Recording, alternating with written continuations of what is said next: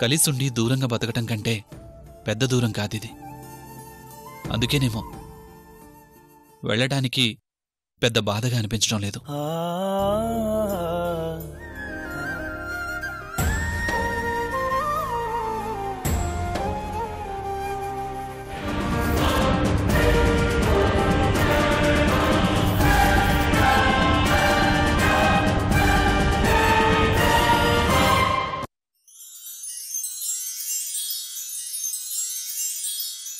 ఆ లాయర్ గాడు కోర్టులో కేసేశాడు. కేసు వేశాడా? దేని గురించి? ఈ ఇంటి వారసుడి గురించి. చచ్చిన వారసుడు ఎక్కడి నుంచి వస్తాడరా కేసు వేయడానికి? మరి సంస్థానానికి వారసుడున్నాడని ఎందుకు ఫైల్ చేశాడు? వారసుడున్నాడని ఫైల్ చేశాడా? అవును. ఇన్నేళ్ల తర్వాత వారసుడున్నాడని ఫైల్ చేశాడు అంటే ఏదో ఉంది. లేదంటే లాయర్ గాడు అంత సామాన్యంగా కేసు ఫైల్ చేయడు. మరి ఆ ముసలుడిని వేసేమంటావా? వద్దు. ఎప్పుడో చచ్చినవాడు బతికున్నాడని ఈరోజు కోర్టు వరకు వచ్చాడు అంటే మనకు తెలియంది తెలియాల్సింది ఏదో ఉంది. వాడు ప్రాణాలతో ఉంటేనే విషయం ఏంటనేది తెలుస్తుంది. నేనిప్పుడే బయలుదేరుస్తున్నాను, నువ్వేం తొందరపడమాక. రై రండ్రా.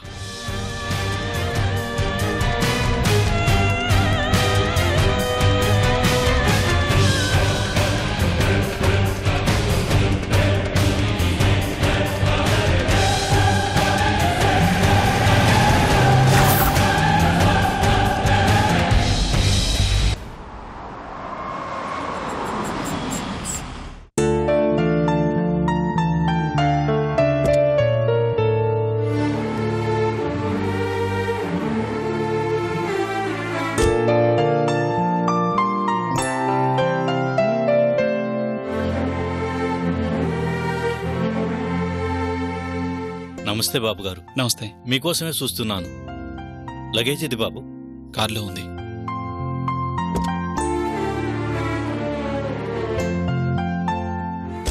రండి.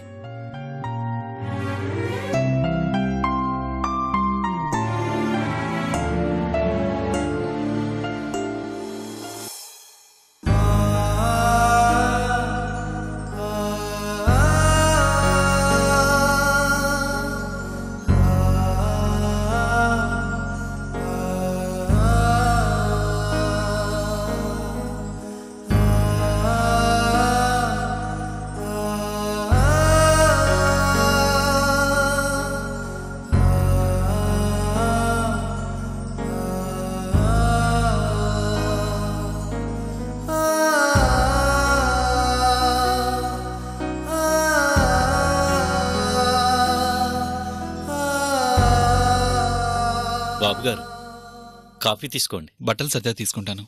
కాఫీ చల్లారిపోతుంది బాబుగారు. ముందు తీసుకోండి. బట్టలు నేను చదువుతానుగా, తీసుకోండి. మీరలా కూర్చోండి బాబు, నేను క్షణాల్లో సర్ది పెడతాను.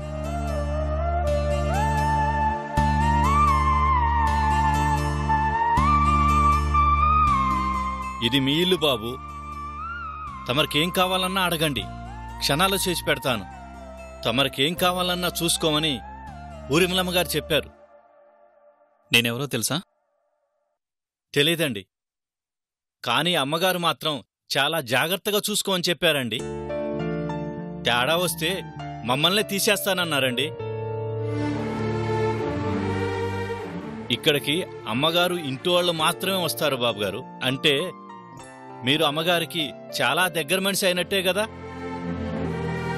తమరిక్కడున్నంత వరకు తమరకు ఏ లోటు రాకూడదని గట్టిగా చెప్పారండి.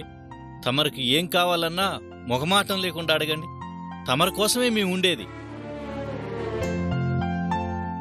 మీరు స్నానం చేసి రెడీ అవ్వండి బాబు, ఈలోపు నేను వంట పూర్తి చేస్తాను.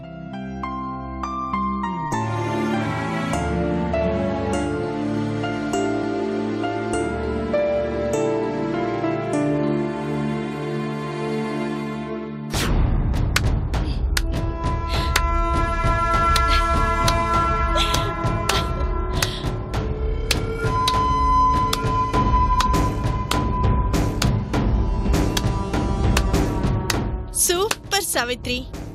తన భర్తని కాపాడుకోవటం కోసం యముడితో పోరాడి మరీ భర్త ప్రాణాలు దక్కించుకుంది ఆనాటి సావిత్రి. ఇచ్చిన మాట కోసం భర్తని దూరం చేసుకుంది ఈ అభినవ సావిత్రి. మాట కోసం భార్య బిడ్డల్ని సైతం వదులుకున్న సత్యహరిశ్చంద్రుల్లా చరిత్రలో నీకోసం ఒక పేజ్ క్రియేట్ చేసుకున్నావు. ఆ పేజీలో ప్రింటింగ్ ఖర్చులు, పబ్లిసిటీ ఖర్చులు నావి. నాకు ఏ పబ్లిసిటీ అవసరం లేదు. ప్రాణంగా ప్రేమించే నా భర్తని వదులుకుంది, నాకు దూరం చేసుకుంటుంది ఆయన సంతోషంగా ఉండాలని. సత్య సంతోషం గురించి నీకు డౌటే అవసరం లేదు. ఏ బాండ్ పేపర్ మీద కావాలన్నా రాసిస్తాను. సత్య సంతోషానికి నాది హామీ. భార్య భర్త అంటే ఇద్దరుగా కనిపించే ఒక్కరు. నా భర్తని నీకివ్వటం కోసం నాలో సగం కోసి నీకిస్తున్నాను. నీకిచ్చిన మాట ప్రకారం ఆయన్ని ఇంట్లో నుంచి బయటకు పంపించాను. ఇక నేను ఆ ఇంట్లో గాని ఊళ్ళో గాని ఉండలేను. ఆయన్ని, ఆయన జ్ఞాపకాల్ని అన్నీ వదిలేసి దూరంగా వెళ్ళిపోతాను. అంటే మాట తప్పుతావా? మాట తప్పడమేంటి? మరి వెళ్ళిపోతాను అంటున్నావుగా. ఆయన్ని బయటకు పంపించేశానుగా. అది మన అగ్రిమెంట్ కాదుగా. ఇంకేం చేయాలి? ఇచ్చిన మాట గుర్తు చేసుకో. ఇంతకన్నా ఇంకేం చేయాలి ఊర్మిళ? ఏం చేసావని, ఇంకేం చేయాలని అడుగుతున్నావు? సత్యని ఇంట్లోంచి పంపిస్తే చాలని కాదు మన అగ్రిమెంట్. తన మనసులో నుంచి నిన్ను బయటికి పంపించాలి. ఇంకా నాకు ఓపిక లేదు ఊర్మిళ. చాలా చేశాను. కళ్ళారా ఆయన కష్టాన్ని చూస్తూ, క్షణక్షణం ఆయన్ని బాధ పెడుతూ, ఇప్పటికే రోజు చేస్తూ బతుకుతున్నాను. ఆయన ఇంట్లోంచి బయటకొచ్చారు. నేను ఈ ఊరు నుంచి బయటకు వెళ్ళిపోతాను. నేననే దాన్ని లేకపోతే ఆయన్ని నీ మనిషిని చేసుకోవటం కష్టం కాదు. నువ్వు కనిపించలేదంటే ఏమైపోయావో అని నేను వెతకడం మొదలు పెడతాడు. అంతకుమించి ప్రయోజనం ఏముండదు. నువ్వు దూరమైనంత మాత్రాన సత్య నాకు దగ్గరవ్వడు. ఎదురుగా నువ్వున్నా నిన్ను చూడ్డానికి కూడా ఇష్టపడకూడదు. ఆ స్టేజ్ రావాలి. అప్పుడే సత్య నాకు దగ్గరవుతాడు.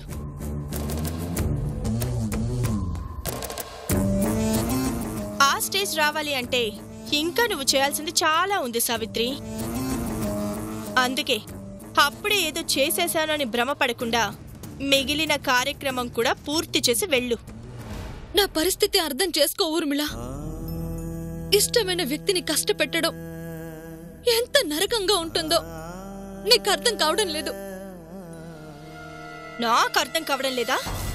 సత్యని నీకన్నా ఎక్కువ ఇష్టపడేదాన్ని నేను. సత్య కోసం ఏ ఆడది చెయ్యలేని పనులు చేస్తున్న దాన్ని నేను. నాకంటే నీ ఇష్టం పెద్ద ఇష్టమేం కాదు. కష్టమనే ఎగ్జామ్ పాస్ అయ్యాకే ఏ మనిషికైనా సుఖం వస్తుంది. సత్య కష్టం గురించి నువ్వు ఆలోచించుకు. ఈ ఎగ్జామ్ పాస్ అయ్యాక సుఖం అనే సర్టిఫికేట్ సత్యకిచ్చే బాధ్యత నాది. వెళ్ళు. వెళ్ళి సత్య మనసులోంచి కూడా నువ్వు బయటికి వెళ్లే దారి చూడు. చెయ్యాల్సింది ఇంకా చాలా ఉంది. వెళ్ళు సావిత్రి, వెళ్ళు.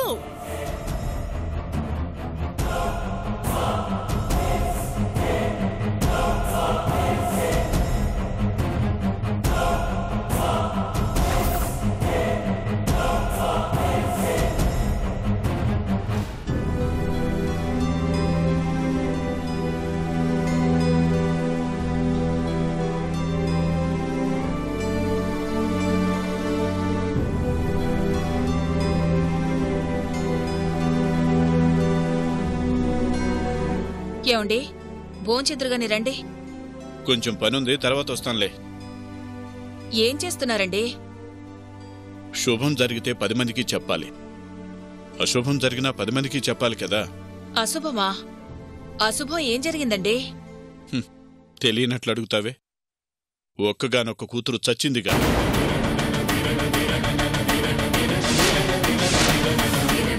చనిపోయిందని మనమనుకుంటే సరిపోతుందా? ఊళ్ళో 10 మందికి తెలియాలిగా. అందుకని అది చచ్చిందని అందరికీ కార్డులు పంపిస్తున్నాను.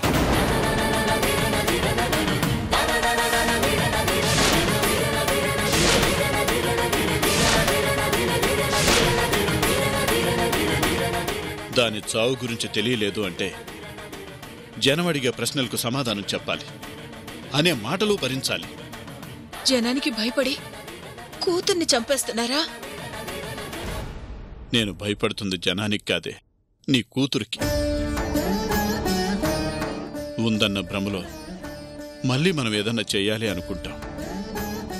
ఎవరూ మీరంటుంది, ఏమవుతారో అంటుంది. అలా కన్న కూతురి ముందు ఎన్నిసార్లు పరాయి వాళ్ళమవుతాం చెప్పు. కూతురు లేదని మనకి గుర్తుండాలి, జనానికి తెలియాలి. అందుకే అది చచ్చిందని అందరికీ కార్డులు పంపిస్తున్నాను. ఏ తండ్రైనా ఇలా చేస్తాడా? ఏ కూతురైనా అలా చేస్తుందా జానకి? బ్రతికుందనుకొని రోజు చచ్చే కన్నా చచ్చిందనుకుంటే ఏ బాధ ఉండదుగా. మీరు నేనని విడదీసి మాట్లాడినప్పుడే అది చచ్చిపోయింది. పోయిన కూతురు గురించి ఏం మాట్లాడుకుంటాం? ఆ దేవుడు దానికలా అత్తాయుషు రాశాడు.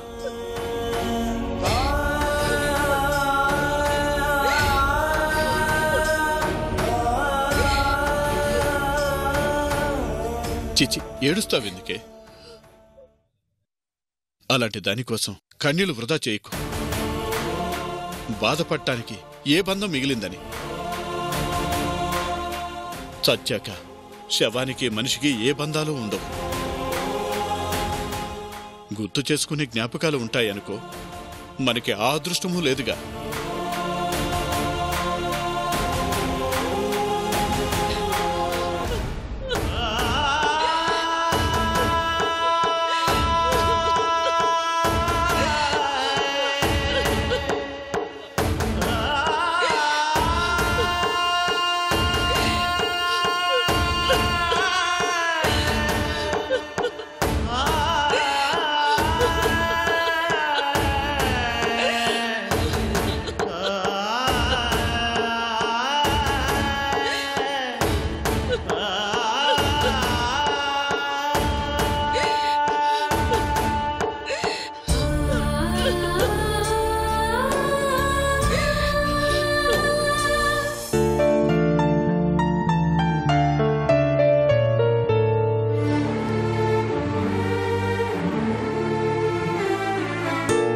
Good morning.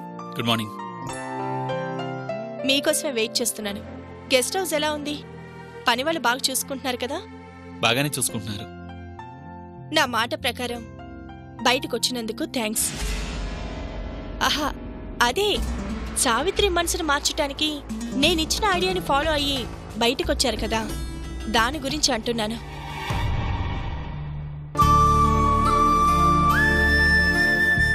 బయటికెక్కడొచ్చాను ఊర్మిళ? మనిషినే వచ్చాను. మనసు అక్కడే ఉంది. ఇష్టానికి దూరంగా మనం ఎప్పుడూ వెళ్ళలేం ఊర్మిళ. వెళ్ళాము అనుకుంటాం అంతే. సావిత్రికి దూరంగా వచ్చినా తన జ్ఞాపకాలు నాతోనే ఉన్నాయి. అవి అలాగే ఉంటాయి. ఈ ప్రేమే సావిత్రి అలా తయారవ్వడానికి కారణం. కొంచెం మారి చూడండి, మనసులోంచి కూడా కొంచెం బయటికి పంపించి చూడండి. సావిత్రిలో మార్పు వస్తుంది. సావిత్రిలో మార్పు కోసం నేను మారలేను ఊర్మిళ. ఈ మనసుకి సావిత్రిని ప్రేమించడమే తెలుసు. ద్వేషించడం, కనీసం అలా నటించడం కూడా ఈ జన్మకి జరగదు. సావిత్రి తను దూరం కావాలి అని అడిగింది కాబట్టి నేను దూరంగా వచ్చాను. కానీ లేదంటే అసలు దూరం అనే పదం మా జీవితంలో వచ్చేదే కాదు.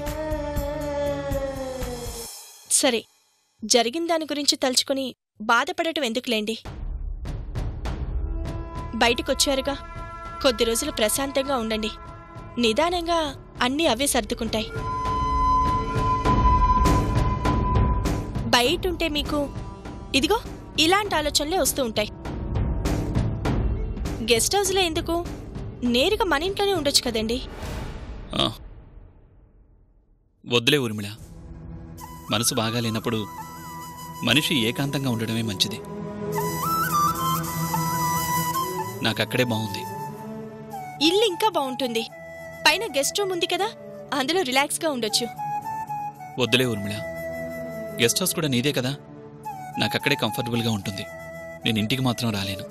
ప్లీజ్, ఈ విషయంలో నన్ను ఫోర్స్ చేయొద్దు. ఈరోజు కాకపోయినా నెక్స్ట్ నువ్వు రావాల్సింది అక్కడికి. వస్తావు సత్య, మన ఇంటికి నువ్వే వస్తావు. సరే, మీ ఇష్టం. అలాగే కానివ్వండి. లంచ్ బ్రేక్లో కలుద్దాం. అలాగే.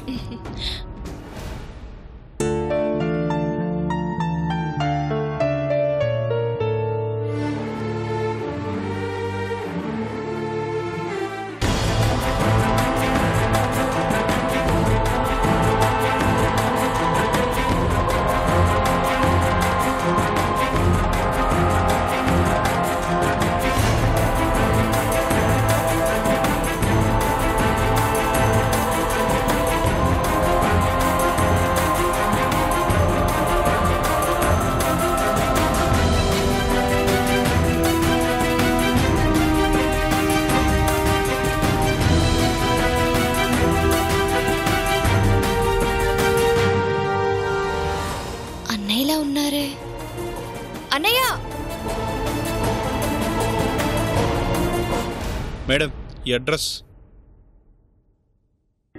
క్యాంపుకు వెళ్తున్నానన్నారుగా, అప్పుడే వచ్చేసారా? వస్తే ఉదయాన్నే ఇంటికి రావాలి కదా, మరి ఇటెక్కడికి వెళ్తున్నారు? మేడం, అడ్రస్ చెప్పరా?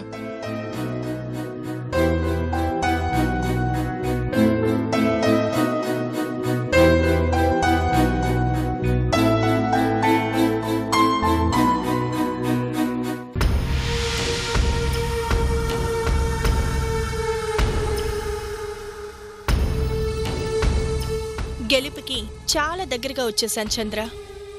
సావిత్రి ప్రాణం అనుకున్న సత్య సావిత్రికి ఎదురుగా ఉండలేక బయటకొచ్చేలా చేశాం. కానీ ఇది సరిపోదు. గెలుపుకు దూరంగా ఉన్నప్పుడు తొందరపడాలి, దగ్గరగా ఉన్నప్పుడు జాగ్రత్త పడాలి.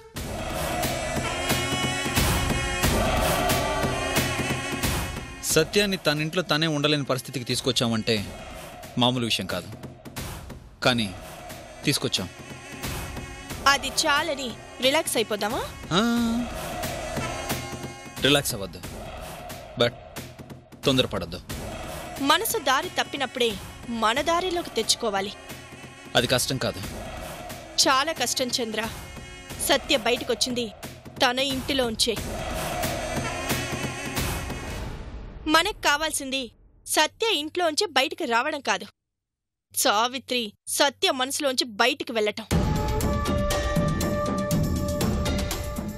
ఇప్పటికి సత్య మనసులో సావిత్రి ఉంది. దాన్ని బయటికి పంపించగలిగితేనే అది ఆక్రమించుకున్న నా చోటు నాకు దక్కుతుంది. ఇక నుంచి ఆట మొత్తం నీ చేతిలోనే ఉంది.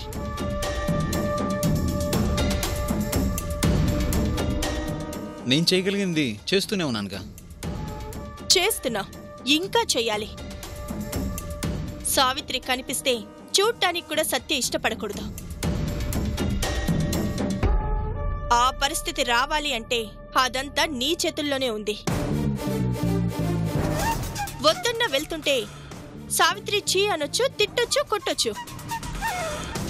అవన్నీ పట్టించుకోకుండా నువ్వు వెళ్తూ ఉండాలి, వస్తూ ఉండాలి. వద్దన్నా వెళ్తే సావిత్రి సత్యాకే కాదు, నాకు దూరం అవుతుంది. ఏం కాదు, సత్యకి దూరమైన మరుక్షణం సావిత్రి ఒంటరిదైపోతుంది. ఆ టైంలో మంచి మాటలతో నువ్వు క్యాజువల్గా దగ్గరైపోవచ్చు. అయినా చంద్ర, ఈ టైంలో నువ్వు ఆలోచించాల్సింది సావిత్రి గురించి కాదు, నా గురించి. సత్యని నన్ను కలపగలిగేది ఈ టైంలో నువ్వు మాత్రమే.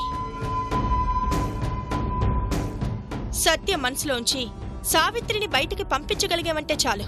సత్య నావాడు, సావిత్రి నీది, ఆట నీది, గెలుపు ఇద్దరిది.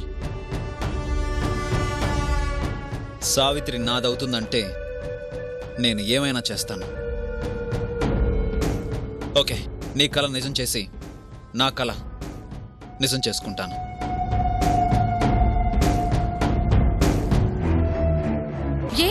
ఎందుకు చూడకూడదు? నువ్వు చూడకూడదు, నువ్వు చూస్తే తట్టుకోలేవు.